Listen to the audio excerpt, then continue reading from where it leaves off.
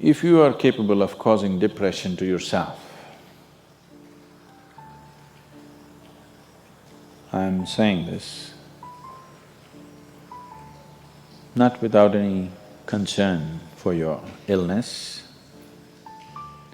or not due to lack of compassion, because that is the nature of what's happening to you.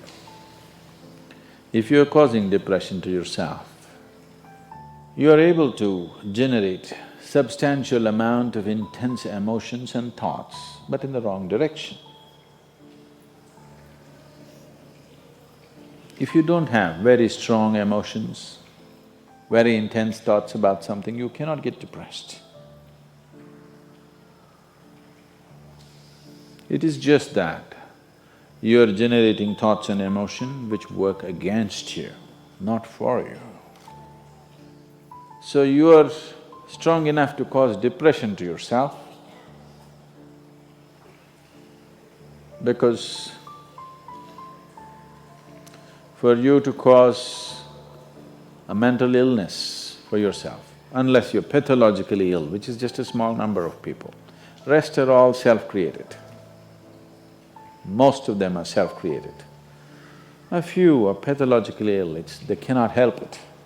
It just comes from within because of genetic and other factors. Almost everybody here, if we train them towards a certain kind of thought process and emotion and push them a little bit with the outside situations, almost everybody will go lose their mental balance. They will become clinically ill.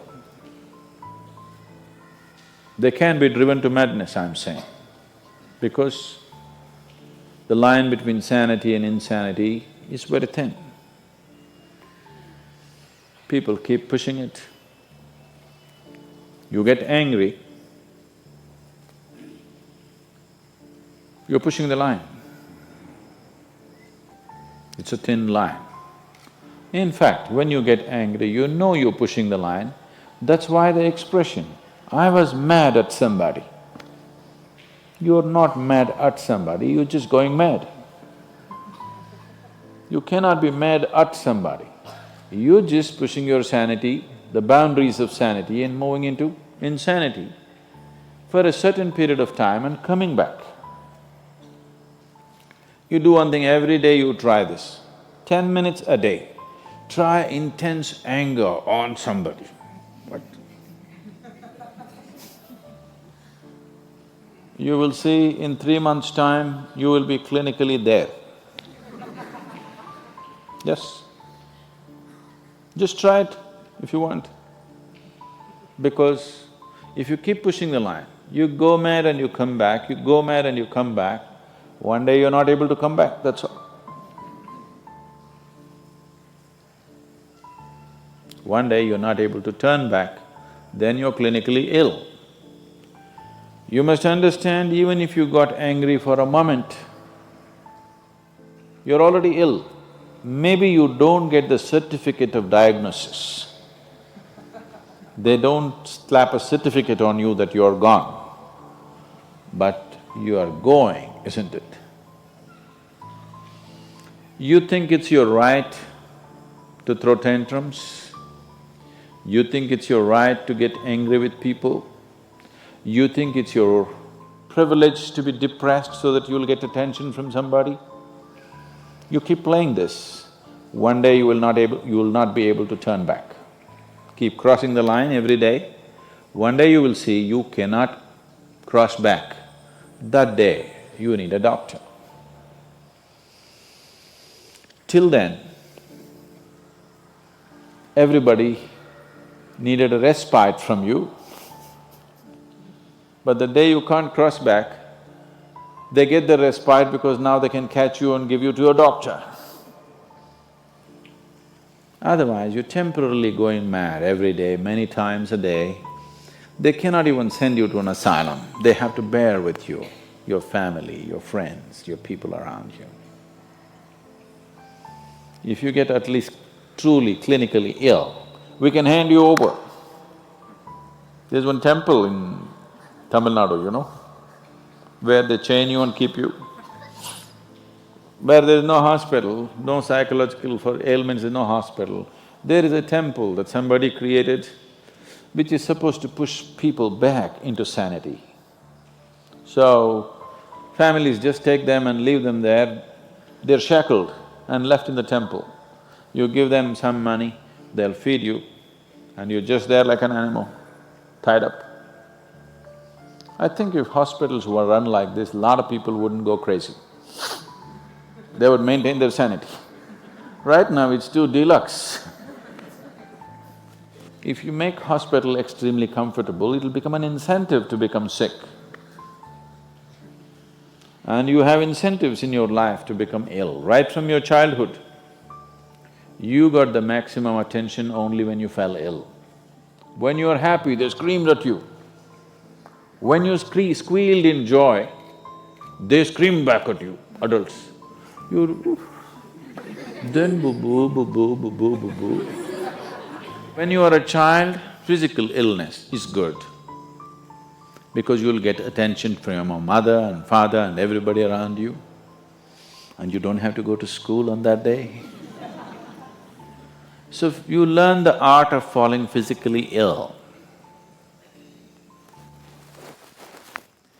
But once you get married, you learn the art of becoming mentally ill. Because if you want to get attention, you go sit in a corner, act depressed, people will pay attention to you. So you keep playing this game, one day you're not able to cross the line back. That day you're clinically ill. Unfortunately, in many ways, not just in the way that I said now, in many different ways, I would say 70% of illnesses on the planet, all kinds, are self-created. Even if you get an infection, there is a way. If you keep yourself in a certain way, physically and mentally, the virus and the bacteria will not work the same way as it works upon somebody else. If you set yourself like this, no matter what's happening, anyway, I have to go and do this, this and this. There's no break from that. The last 29 years, I have not been able to cancel one program because I'm running temperature, I got a cold, I got this, I got that. It doesn't matter what's happening, what you have to do, you anyway have to do. You can't turn back on that. Either out of your commitment or you have a boss like that. One way or the other, if it happens, then you will see, you will not at all fall sick so often. Because if you have temperature, you still have to go. If it's summer, you still go, right? Now, a lot of people don't go. It's a little hot outside, they don't go and work. Little cold outside, they don't go and work. A little raining, they won't go and work. A snowflake, they will not go and work. This is just weather. So for every change in weather, if you have the comfort of covering yourself in a blanket and lying down, once you create that, your body will learn to fall sick as often as possible. If you just keep it this way, it doesn't matter what it is, anyway I have to go and do what I have to do, you will see your body will just bounce back as quickly as possible, even if it gets the worst kind of infections. So you just have to set the necessary conditions for health, necessary incentives for health, both for yourself and your children if you have them.